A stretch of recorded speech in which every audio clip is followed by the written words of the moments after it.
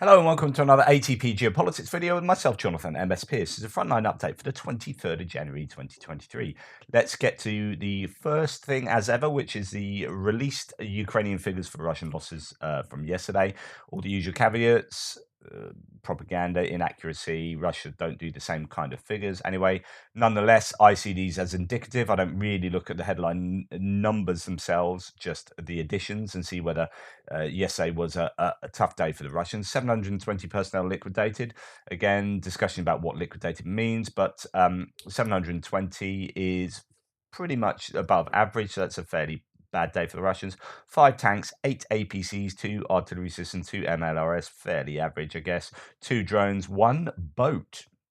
Not heard anything about that. Interesting. And last time that was just a small sort of rib in the Dnipro River. So it's more likely that that's the case. 4 vehicles and fuel tanks. So, yeah, a pretty difficult day numbers-wise for the personnel, but otherwise, I guess fairly average. There is news that there are some strategic bombers in the air and 11 enemy ships are on combat duty in the Black Sea. So today could be a day for a missile release on over Kyiv. It could be a saturation bombing day. I don't know. We shall see. Obviously, hope not. According to the Algerian website Men of Defense, Morocco has sent an unknown number of T-72 tanks to Ukraine. The first 20 were shipped last week. In total, the Moroccan army had 148 T-72, 136 T-72B, and 12 T-72BK, likely refurbished in Czechia. So the Czech Republic taking on the duty of doing up these. I don't know whether these are the ones being paid for by the Netherlands and the US. So that Czechia is doing up these tanks and then sending them to Ukraine. But those are great because they'll be fairly decent tanks, hopefully upgraded with good tech inside, and Ukrainians know how to use them. So yeah, good stuff. More of that. Please, I guess. Talking of tanks, Poland will start teaching Ukrainian tank crews, I've mentioned this before, how to operate Leopard 2 tanks. Marcin Przyjazd, head of the International Policy Bureau, stated that this, according to him, this will happen within a few days, despite the fact that tanks haven't even been transferred yet. And moving to financial matters, Finland has frozen 187 million euros of Russian assets. Pierre Sarivara, the head of the sanctions department of the Ministry of Affairs, has reported. So that's really good. It's all about constraining Russia's ability to do kind of stuff, economic things. So that's going to be very useful. Going back to Leopards, sorry, I should have put this before. Consensus on the provision of Leopard 2 tanks in Ukraine has been reached, but the public submission of the decision is still being discussed. A representative of the GUR, Andriy Yusov, said in the air telethon. So that's interesting. So actually, the deal's been done on Leopards. The public just don't know about it yet. Okay, we'll see what happens. In terms of the German view on whether they should or Germany should give Leopard tanks, it's interesting. 46% say yes, they should be given. 43% say 9 of them should be given. So everyone agrees, and only 11% think nicht festgelegt. So there you go. No, very poor German language. Jokes aside, that's 46% say yes, 43% no, and 11% not sure. So that is a majority wanting them to be given. It is interesting though that 43% is not the number you'd see in other countries. So that is a very high. I mean, it's fairly split in Germany, and we've been discussing over the last sort of week or so exactly what the reasons for that might be, whether it's economic, whether it's cultural legacy from World War II, all these different things that are feeding into 43% being quite a high number saying, no, we shouldn't give Leopard 2s. And Bradley tanks, lots of videos of these Bradley tanks in Poland.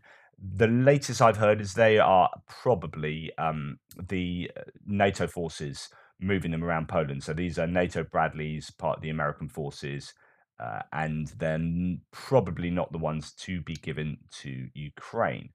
Yeah, a bunch of different video footages of various sort of trains, or the same train in various places with all these Bradleys on. But it might not be that they are getting the Bradleys right away, and that it's something else. Okay, yesterday there was a HIMARS hit on Avdivka in temporarily occupied Luhansk. It held a concentration of Kadyrovites. So I've heard various things about this. Here's a guy that goes and hangs around and looks miserable. with a clipboard giving a date, saying, "Yep, this is definitely what happened. There was a HIMARS hit here. Not quite sure what his job is."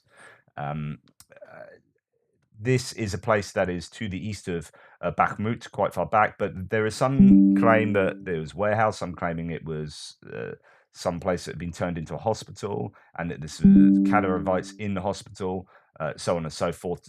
Either way, it's been reported on by Russians in a very different way than Ukrainians, as you could expect, but the likelihood is it was a concentration of Kadyriovites, but it could have been a field hospital. So I don't know what the laws are about hitting a field hospital as a military installation as opposed to a barracks. I mean, is there a moral difference? That's an interesting one. I might have to look at that. Is there a moral difference between hitting people who are injured but in the army and people who aren't injured and in the army?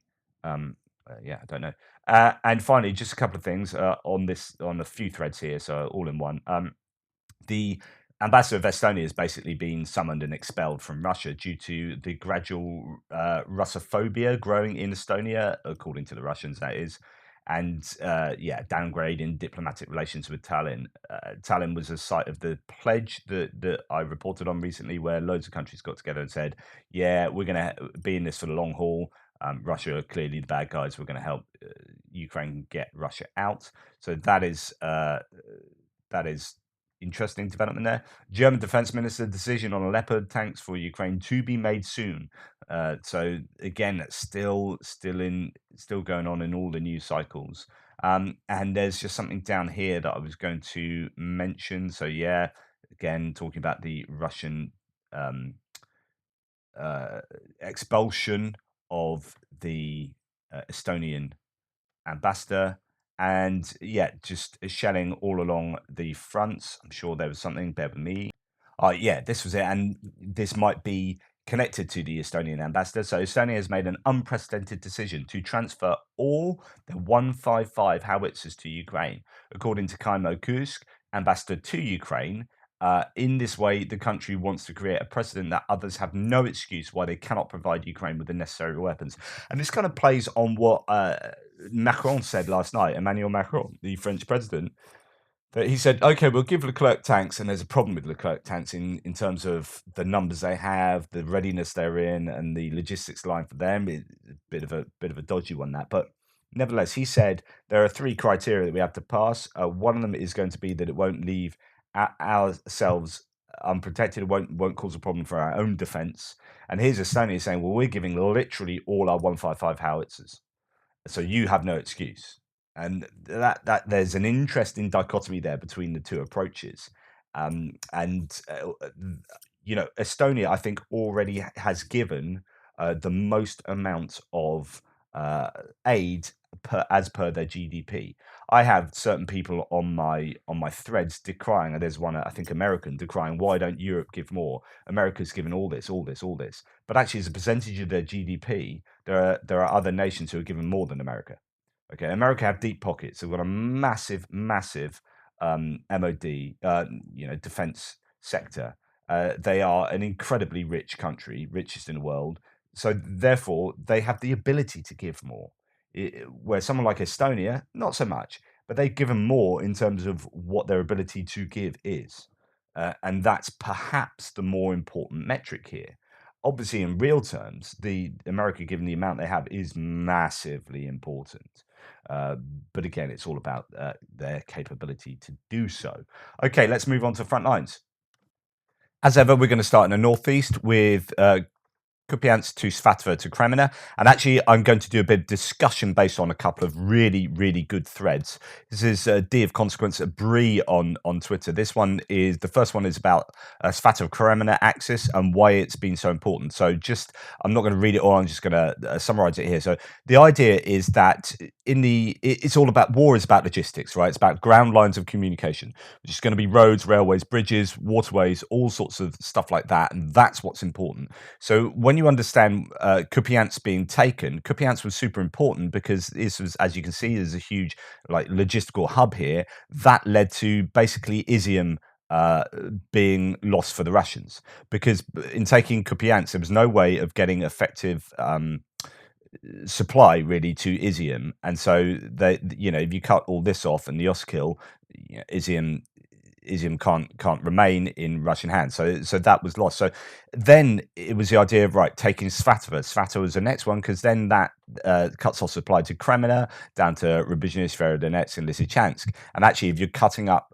underneath to the south of Kreminna, that also causes all sorts of problems. So this is why so much attention has been put on Svatove, although there's a bit of a stasis. But the question is, Svatove or Bakhmut, and then, well, they don't want to lose Bakhmut for maybe PR reasons and other such reasons. So they are kind of not able to fully commit to Svatove because of Bakhmut. But really, Svatove is then all about Starobilsk, and there was an ideal. There's some evidence to suggest that as they did the lightning offensive months back, the Ukrainians were almost bypassed Svatove to go on to Starobilsk. But if they take Svatove, the idea is that you don't necessarily need to. I mean, they'll have two choices, which is, do we go on and take Starobilsk, or do we stop somewhere around here and use HIMARS to hit Starobilsk and take out the G-lots from a distance, and you end up having the same result, which is starving supply down to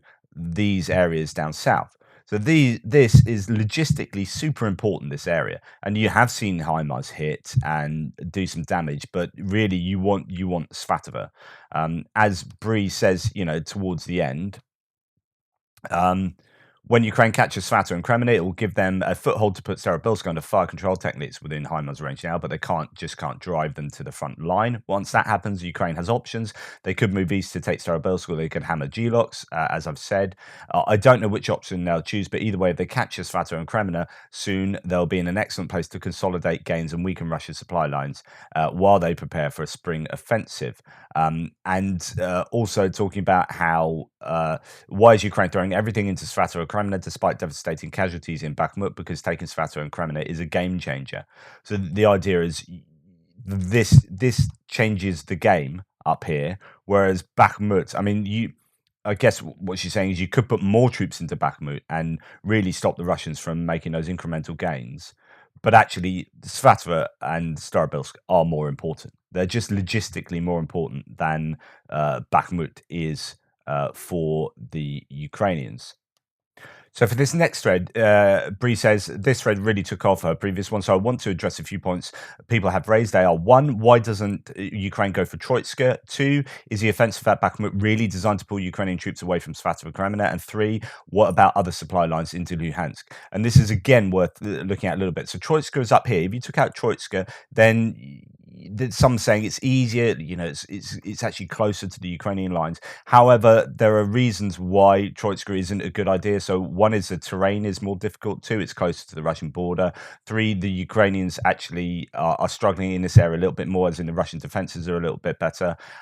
It's not so easy for these sort of thunder runs that we've seen elsewhere, say in the Kharkiv region, where you absolutely break through the lines really quickly. I showed you some of these videos, and then charge through with very light material that can move very quickly over land, so on and so forth. It might not be the terrain for that up there, so it could be that Starobilsk, before that, Svatove are better. Why is Bakhmut so important for the Russians? Well, actually, there's a lot of talk about Prigozhin being really after the money. The mines are super important. They make a lot of money in Africa, also Syria, where they get a cut in the profits of the oil fields that they help defend in Syria. So really, Prigozhin is going to be all about the money there. Those mines are important for him. And as for the logistical routes into Luhansk. So let's just read this bit out. It is important. Most commentators are right about the concept, but wrong in the details. There are obviously other G-locks. Starobilsk doesn't supply the entire front. However, they have disadvantages compared to Starobilsk. First of all, the rail bridges around Luhansk were destroyed, barricaded by both sides back in 2014 to 15, and at least one line was abandoned. In theory, they could be repaired, but as far as I know, Russia hasn't done that. Regarding the other rail lines into Luhansk and Donetsk, they are there, and Russia uses them. However, HIMARS forces them to use lorries, road logistics for trucks for the last leg. They're already stretched thin, and losing the G-lock through Starobilsk makes it harder. But that's not the only reason to cut it. The other reason Starobilsk is important is this: if Russia loses it, what is the strategic value of continuing to hold that territory? Other than Putin's pride, keeping that front supplied would be easy for Ukraine, but a nightmare for Russia. That's an interesting point. So if they lose Starobilsk, really none of this is useful. None of this has, yeah, you might have some agricultural reasons or whatever, but essentially for the war effort, none of this is useful. Look, there's nothing around here would be of any use for the Russians in terms of winning a front and doing battle and war down in these areas of Luhansk and Donetsk. So you lose Starobilsk, you might as well lose the lot. That's why Starobilsk is really important for the Russians to keep, and the Ukrainians can supply areas around here probably with greater ease, and the Russians would be able to supply this without Starobilsk. So yeah, there is the claim that it's super important. There might be other reasons. They say like natural resources and agriculture. I've never looked into it, but do those offset the tremendous cost in manpower and equipment to hold it? My guess is probably not. Again, though, I haven't dug into it. The point is this: Russian logistics are a mess. Repairing the Crimean bridge will help, but they're still forced to transport ammo and supplies by road through miles of partisan activity. Starobilsk makes it much easier to supply the northern front. Losing it will hurt. I agree, and this is what I've long said. You know, Starobilsk, that would be my number one option for a target. Far more important than Kreminna, really. Um, uh, but you might be able to do it by HIMARS alone. Consistent attacks from ordnance would do the same, I guess, in taking out the logistics. Anyway, let's now look at those front lines in more detail. Just before I go, actually, to the Kupiansk front line, just to say there were, I think, attacks over the border from Russia in the Sumy area, a place called Nova Sloboda. I think that's there with mines going off and all sorts. So, yeah, the Russians are doing this kind of small attacks along these borders. Not entirely sure of the reason, the rationale for them. As far as the Kupiansk Svatove Kreminna front line, let's go to my map, and we're going to go really to Kuzmivka. That's the only place that's showing any activity in this northern area.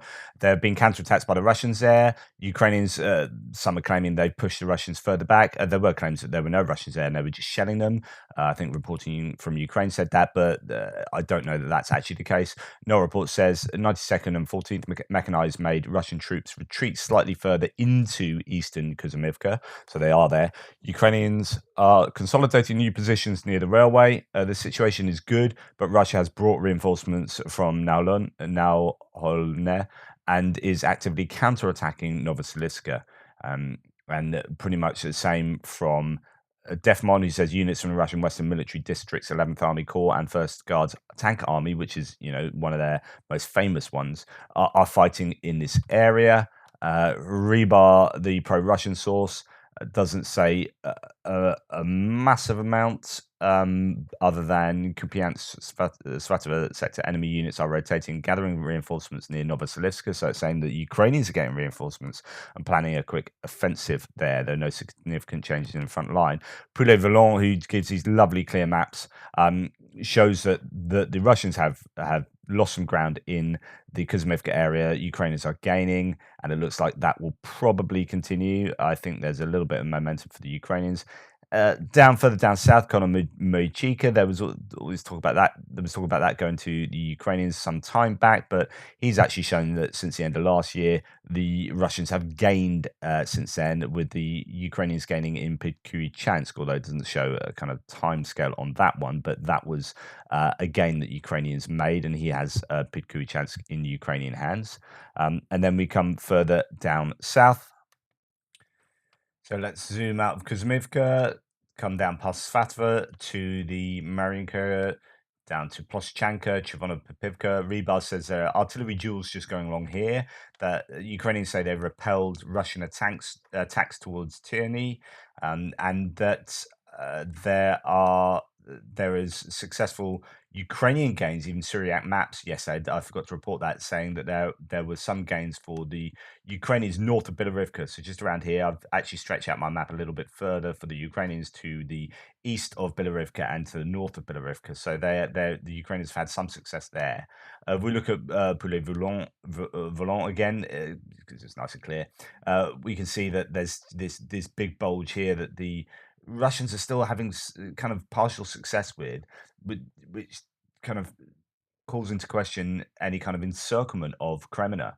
Is this they're getting in there before the Ukrainians can, and therefore stymieing the Ukrainians' own counteroffensive? But it seems to be fairly successful. So there are pushes to the south of Kreminna from the Ukrainians, some counterattacks from the Russians, but pushing back from the Russians north of Kreminna without too much success for the Ukrainians in the last week around the Chervonopopivka, Ploshchanka, and even south of there, anywhere towards this P66, R66 highway, and in this area has been just thin on the ground for the Ukrainians.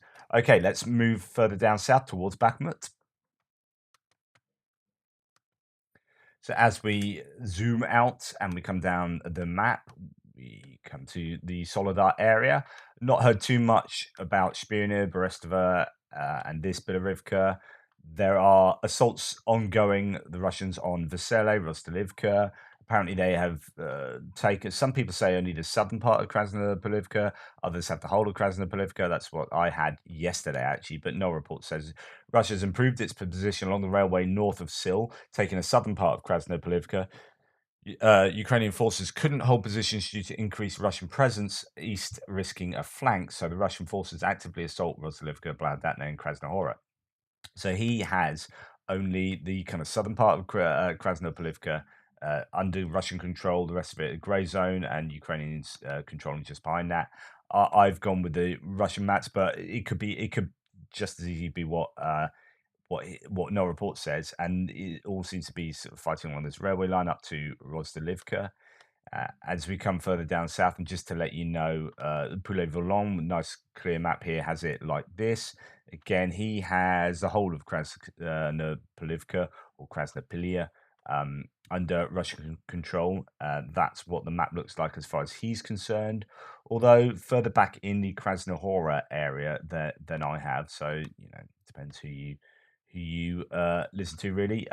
Assaults on Bladatny and fighting ongoing. Don't really have, and it's going to be partly because yesterday was Sunday, so ISW doesn't really operate a daily report. So the daily report for ISW is just basically, instead of the whole sections on different areas, they just do a bullet point list of very sort of meager details. Uh, and so a lot of others aren't as active as well. Just it's just the way it is. People take a day off, right? In the Solidar sector, north of the Sol station, says Rebar, pro-Russian source, Wagner PMC assault squads took control of Krasnopolivka, villages on one of the roads leading to Seversk. And then we go, so that's pretty much that, as you can see, people disagreeing about Krasnopolivka. And we come down south, we go through Pidorodne, the meat packing plant, which I think is this one there, that there's been some fighting over. It appears that the Russians have that. Just to the west of that gas station that was on the higher ground that they were fighting over some time ago. Well, anyway, the fighting is now encroaching all around Bakhmut, but the actual sort of details of that, again, not huge. It's really about Klishchivka. So if we go because actually I just don't have much about the eastern outskirts of Bakhmut other than generic sort of repelled attacks around these kind of areas, but nothing else other than that. So Defmon says Ukrainians repulsed attacks around Bilorivka, sorry, Krasnohora and Bakhmut. A lot of rumors from the Russian side about advances, but no visual evidence so far. I think we need to be patient and wait. Yeah, absolutely, and there could well be advances. Not saying there isn't, but it's always worth being erring on the side of caution. I think. So let's now look at no news about Opitny, but quite a bit of talk about Klishchivka. That seems to be the area of the greatest contention at the moment. No report says, despite the lower ground of Klishchivka having Russian presence, the strategic higher ground is still controlled by the Ukrainians. Russian forces pushing southwest of Klishchivka were repulsed and now conducting assault mostly west of Kupiansk along the canal, which is to say that there was all this talk of them moving north of Bilahora towards Predtechny, and that's not so much the case now. That's more about attacking west along the canal from Kupiansk, as you can see there. But Klishchivka itself seems to be holding out just about. Actually, Defmon says nothing about Klishchivka explicitly. Rebar says south and southeast of Bakhmut fighting continues over residential areas. Russian air force and artillery are operating on Ukrainian positions over Kromova near Bakhmut. A Wagner Manpads crew shot down a Ukrainian Mi-8 transport helicopter which crashed into the Bakhmut train station. That's interesting, and that's not a bit of information I've seen elsewhere in the Ukrainian sources. Here is a footage of that though. That's all over the threads. I mean, this is the same bit of footage all over, as you would imagine. So it's not 100% clear as to exactly what's happened, but it appears that something might have been hit quite far in the distance. And then you get some drone footage of the supposed crash into the train station or somewhere around there. That is apparently the helicopter. It's hard to know whether that is definitely the case, but it could well have happened. And that's, I think, maybe where the manpad was shot from. I'm not sure what the Russian says there. So yeah, there's the claim. Could well have happened. Probably did. But other than that, not too much detail from Rebar on actually what's going on um, in Klishchivka. So there you go. I think they're holding out there just about, and possibly a better day yesterday, or at least a quieter day really around Bakhmut than we have seen over the last few days. But that's not to say it won't raise its ugly head again tomorrow, and there might be further advances for the Russians. I assume they're just going to be piling everything into Bakhmut now. They've got their tails up. Then we move on to Avdivka and Marinka. I just want to concentrate a little bit just north of there in New York. This from New York to Mayorsk. I don't know if you remember the Mayorsk train station that was taken. I actually probably need to move my Ukrainian map back a little bit in the Mayorsk area there. Just because Poulet Volant has a really good clear map of this area showing that actually the Russians have lost some ground just south of Mayorsk, gained some ground just to the south of that, just south of Shumi. Since their line since the new year, and the Russians have lost some ground around New York, quite a considerable amount of ground there. You can see Ukrainian gains to take back that land. So yeah, I just think that's quite an interesting map about what's going on there because I don't report too much on this area. They are trying to pressure. So here it goes down to Avdivka, just down here, another Visele around there. As the Russians are trying to pressure north of there. There's a place called Kamyanka as well. If we come and look at my map, so this is a New York area front that we were just looking at there. And I'll probably get a bit more finer detail on this. I'll look at Poulet Volant's map to see if it holds out and represents some of that here. But yeah, Kamyanka, there's quite a bit of pressure there. The Russians are pushing in this area to the north of Avdivka. Otherwise, no real details of anything. Defmon says repulsed attacks around Marinka and Pobyeda. No significant change in the area, so it says nothing about Avdivka at all. No report says nothing about Avdivka or Marinka.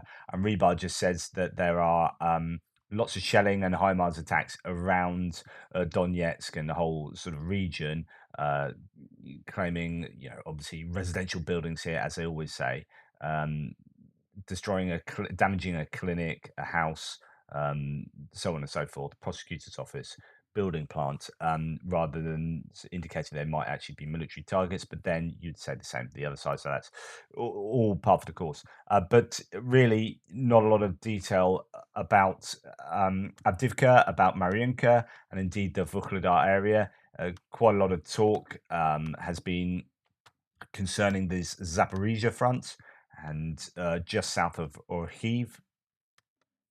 So, talking about the Zaporizhia front, no report says there's no question of a Russian wide or large scale offensive. I think he's got the language wrong there. He meant there is a question, unless you're on Telegram, in which case there's no question of a large scale offensive. South of Mali Shabaki, Russian troops were destroyed as well as several armored vehicles. Russian troops are said to have crossed the Kamianska Bay and captured north of it. Nonsense, he said, and I'll explain that in a second. Defmon says Zaporizhia direction. I've not seen any change in this direction despite Russian claims. What I have seen is geolocated videos of horribly failed attacks on it by the Russian side. Red and blue dots are geolocated positions. I've not moved the front line here. So he's actually not changed anything and says that, look, we've got geolocation going on in all these points that indicate that actually, broadly speaking, the lines I have, or he has, he's saying, are correct. You know, we've got Ukrainians there geolocated to their own controlled area in this time frame. We've got Russian forces geolocated to their frontline position. I mean, he did say that Lobkovo was taken by the Ukrainians the other day, by the Russians the other day. You know, so on and so forth. Then, you know, maybe a bit of a grey zone just south of Malatok Machka. That settlement just to the east of Orikhiv. But Rebar says that Zaporizhia direction in the Orikhiv sector, fighting took on a positional nature. The Russian armed forces are consolidating previously occupied positions and conducting counter-battery warfare. The enemy is transferring reinforcements into the area. Poulet-Volant has pretty much similar map. However, has the Russians gaining quite a bit since the new year again, just comparing it to the year, in this area just south of Myrna and taking into account Zahirna. Now, if you look at, say, Defmont, that's Myrna, that's Zahirna. He doesn't have Russians controlling that at all. No reports has does have Myrna control, but not Zahirna. Uh, it's just difficult to say. Not 100% sure what's going on there exactly. I don't have Mina under Russian control, but that's going to be something I look at over the next few days and see whether my map needs changing. But I broadly kept it what the Russians are claiming there, certainly in this area around Orikhiv. I don't know that it's true. It could be Russian information warfare, but I'll update that as soon as I get more confirmation of that. Anyway, as for Kherson, not a lot of detail. Crimea, not a lot of detail. Just things are thin on the ground in terms of any significant changes taking place. There are artillery drills happening. Novokakovka there was like an area on fire yesterday after some shelling that took place there. So these places are getting hit consistently on both sides of the river.